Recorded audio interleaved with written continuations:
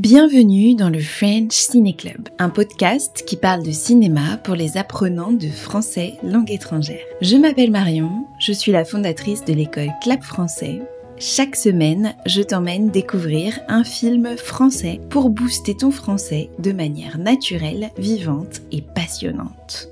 Alors installe-toi confortablement, le film commence maintenant. Dans l'épisode d'aujourd'hui, je vais vous parler pas de un film, mais de deux films. Deux films qui s'intègrent normalement dans une trilogie. Malheureusement, le dernier film de cette trilogie n'a pas été refilmé. Pourquoi je dis refilmé ? Parce que ce sont des versions contemporaines de films qui avaient été filmés en 1930. Imaginez, en 1930, au début du cinéma parlant, c'était un sacré exploit. Et c'est des films qui sont restés dans le patrimoine français, et notamment parce que leur auteur, en tout cas l'auteur des scénarios et de ces histoires, est un personnage public, une référence dans la culture française, et surtout pour représenter le sud de la France et Marseille. Il s'agit de Marcel Pagnol. Si vous ne connaissez pas Marcel Pagnol, je vous invite à aller faire des petites recherches sur ce poète, écrivain, artiste complet qu'était Marcel Pagnol et qui a laissé une trace très importante dans la culture française. Ces deux films, Marius et Fanny, ils ont été réadaptés, comme je viens de vous le dire, en 2013 par Daniel Auteuil, qui à l'époque avait signé pour refaire une trilogie. Le dernier épisode de cette trilogie devait être César, et il n'a pas eu le succès escompté dans les salles de cinéma, et donc ils n'ont pas terminé cette trilogie. À la place, il a filmé une autre histoire de Marcel Pagnol qui est La fille du puisatier. Je pense que ça a été un peu frustrant pour le réalisateur et acteur Daniel Auteuil, mais en tout cas, il nous a laissé deux très beaux films, deux versions très intéressantes de ce nouveau Marius et de cette nouvelle Fanny.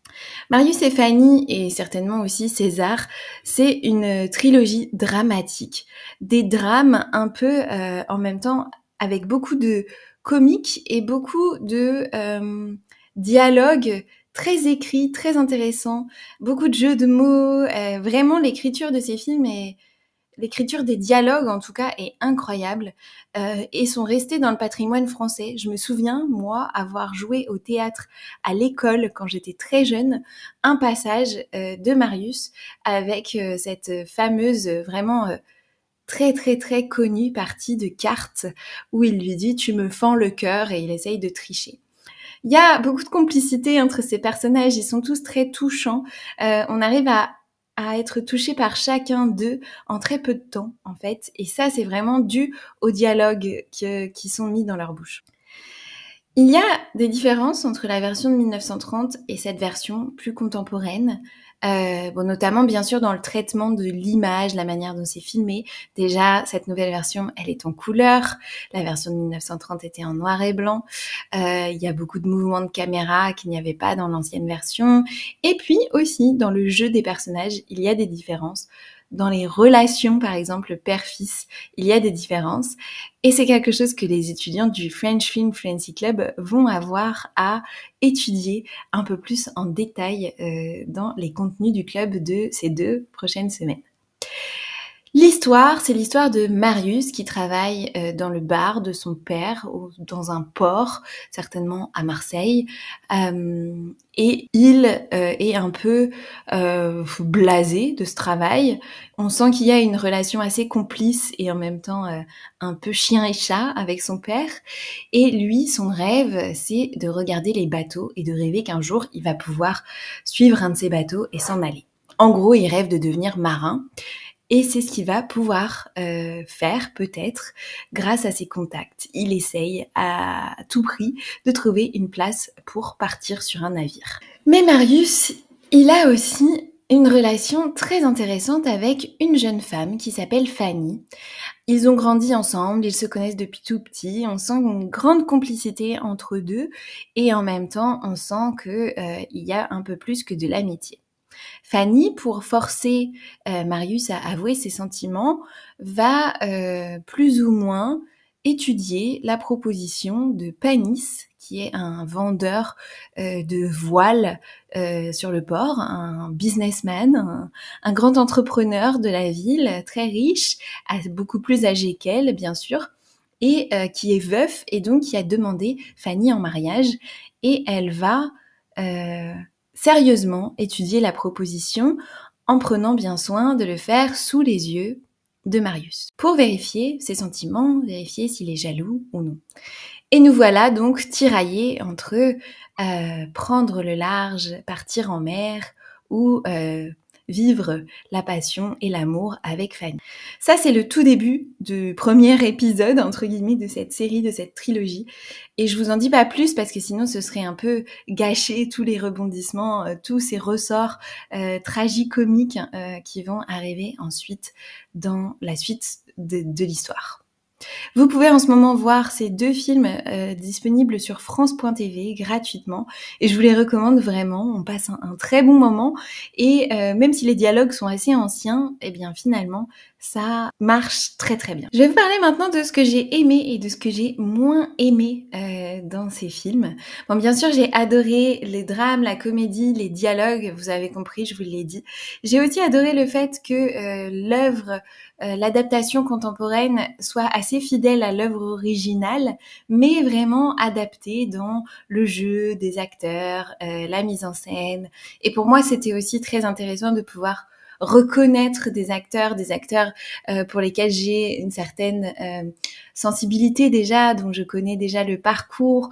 Beaucoup ont fait beaucoup de films qui se passent dans le sud de la France. Je pense notamment à Jean-Pierre Daroussin et Ariane Ascaride, qui sont 2 acteurs qui ont fait énormément de films ayant lieu dans le sud de la France.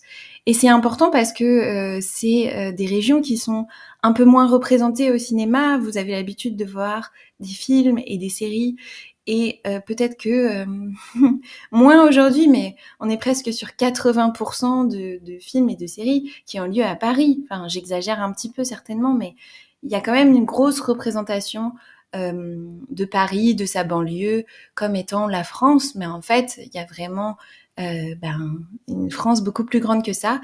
Et ce qui est intéressant dans ce film aussi, c'est d'avoir gardé cet accent du Sud dans le jeu des acteurs, qui sont pas forcément des acteurs qui ont cet accent dans la vie de tous les jours. Et ils l'ont gardé ici pour les besoins du film, du scénario. Et ça fonctionne très très bien. Et je pense que c'est très intéressant pour vous qui apprenez le français. Je vous encourage vraiment à aller voir et écouter ce film. Ce que j'ai moins aimé, c'est peut-être en termes de cinématographie par rapport au premier film. Je trouve celui-ci peut-être un peu trop contemporain dans le sens où il y a beaucoup de mouvements de caméra, beaucoup de changements de plan. C'est très dynamique en termes de mise en scène et de montage, et peut-être j'aurais aimé quelque chose d'un peu plus lent, un peu plus contemplatif, mais voilà, c'était pour donner un aspect que j'avais moins aimé si j'étais forcée de le faire. Ce film, bien sûr, il pose beaucoup de questions. Vous le savez, j'aime bien aller chercher les petites questions et n'hésitez pas à partager ici dans les commentaires les questions que vous vous êtes posées en regardant ces films ou les réflexions que vous vous êtes faites. Des choses intéressantes que j'ai trouvées dans ce film, c'est est-ce que ça vaut la peine de laisser les gens qu'on aime poursuivre ses rêves, si ces rêves ils doivent nous emmener loin, par exemple, ou nous faire tout quitter? Est-ce que les rêves sont plus importants que les personnes qu'on a autour de nous? Ça, c'est une question assez intéressante et puis qui va du coup aller se décliner dans ces 2 films finalement. Peut-être quelque chose qui m'a moins plu ou en tout cas qui justement montre que peut-être on a un petit peu évolué en termes de scénario et encore, c'est ce traitement du personnage féminin de Fanny, qui est un peu le seul personnage féminin avec sa mère et sa tante autour duquel tourne toute une ribambelle de messieurs, d'hommes. Et ce qui m'a un peu agacée, c'est le fait de représenter toujours ces personnages féminins comme des personnages qui vont devoir faire des sacrifices, ou alors des personnages hyper romantiques qui vont tout laisser par amour, qui sont très altruistes et aussi très obéissants pour suivre les carcans sociaux, etc. Et puis, en général, le grand rêve de ce genre de personnage, c'est le grand amour, quoi. Donc, peut-être que ça, c'est... bien sûr, c'est l'époque qui voulait ça, c'est le type d'histoire qui veut ça. C'est pas forcément un personnage inintéressant, Fanny, dans le sens où elle a quand même des choix et des répliques et une manière d'être qui sont quand même assez modernes pour l'époque. Mais voilà, ça peut être quelque chose sur lesquels on pourrait discuter plus longuement. Et puis, quelque chose que je trouve assez intéressant dans ce film, et assez rare finalement, c'est un des personnages, le personnage joué par Jean-Pierre Daroussin, donc le personnage de Panis. Et attention, spoiler, un petit peu, qui a ce désir hyper fort, hyper viscéral de devenir père à tout prix. Même si, imaginons, l'enfant n'était pas le sien, il serait prêt à l'accepter. Et ça, je trouve ça assez chouette, assez moderne pour l'époque. Je trouve que le personnage de Panis, c'est un homme quand même assez moderne, assez intéressant. Bon, bien sûr, il est vieux, il épouse une jeune femme, mais le traitement du personnage est assez joli. Voilà, vous me direz ce que vous en pensez, vous, aussi dans les commentaires. On termine avec un peu de vocabulaire. Alors, je pouvais pas en mettre beaucoup, mais vraiment noter des mots parce que il y a énormément de mots aussi qui sont relatifs à l'argot du sud de la France et qui, même moi, je ne connaissais pas, j'ai dû chercher. Ça peut être intéressant. Je vais vous partager ici quelques mots qui peuvent vous aider à mieux comprendre ce qui va se passer dans le film. Donc, il y a par exemple avoir des cornes. On utilise ça pour les gens qui sont, on dit cocus, on dit les cornes de cocu. Donc, il y a beaucoup de références à ça, à plusieurs passages du film, beaucoup de blagues ou de petits pics comme ça, de petites phrases un peu méchantes qui parlent de ses cornes. Donc les cornes, un homme qui a des cornes, c'est un homme qui est trompé par sa femme. Ensuite, on a un pastisson qui est une gifle dans le sud de la France. Personnellement, j'avais jamais entendu ça. Des clovis également, un mot qui est plutôt utilisé dans le sud de la France que je n'avais jamais entendu. Ce sont des coquillages, en fait, un type de coquillage. Un fada, c'est quelqu'un qui est un peu fou. À la Saint-Glinglin, alors ça on l'utilise partout, ça veut dire jamais en fait, à la Saint-Glinglin, c'est quelque chose qui n'existera pas. Le ciboulot, on l'utilise aussi partout, le ciboulot c'est le cerveau, donc ça va pas dans le ciboulot, quoi, ça va pas dans ta tête. Et enfin, une expression qu'on utilise aussi partout, qui est plutôt familière et assez imagée, un polichinelle sous le tablier, ou plutôt dans ma région, ou en tout cas dans mon cercle, on dit un polichinelle dans le tiroir, et c'est une expression qui signifie être enceinte. Donc on est plutôt sur des expressions très familières, mais il va vous en falloir pour pouvoir comprendre bien ce film. Je vous laisse donc aller regarder Fanny et Marius directement sur France.tv et me dire ce que vous en avez pensé. Merci d'avoir écouté le French Ciné Club. Tu veux continuer à apprendre avec les films ? Alors abonne-toi, partage l'épisode et télécharge la transcription complète dans le lien en description. Et si tu veux pratiquer avec moi et d'autres cinéphiles, le French Film Fluency Club est un club réservé aux apprenants de français qui veulent améliorer leur français grâce au cinéma. À la semaine prochaine!